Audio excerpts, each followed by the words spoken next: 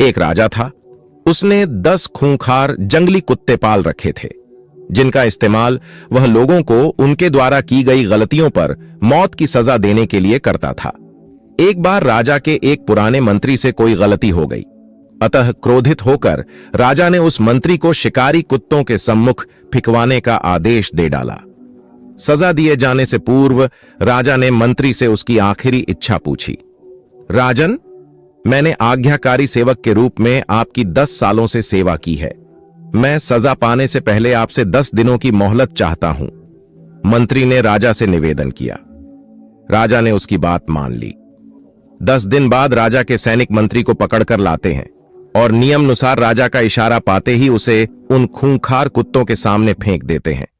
परंतु यह क्या, कुत्ते मंत्री पर टूट पड़ने की बजाय अपनी पूंछ हिला हिलाकर मंत्री के ऊपर कूदने लगते हैं और प्यार से उसके पैर चाटने लगते हैं।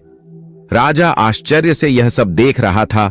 उसने मन ही मन सोचा कि आखिर इन खूंखार कुत्तों को आज क्या हो गया है, वे इस तरह क्यों व्यवहार कर रहे हैं। आखिरकार राजा से रहा नहीं गया। उसने मंत्री से पूछा, ये क्या हो रहा है? ये कुत्ते तुम्हें काटने की बजाय तुम्हारे साथ खेल क्यों रहे हैं?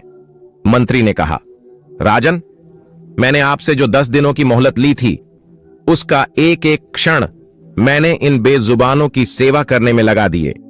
मैं रोज इन कुत्तों को नहलाता, खाना खिलाता व हर तरह से उनका ध्यान रखता।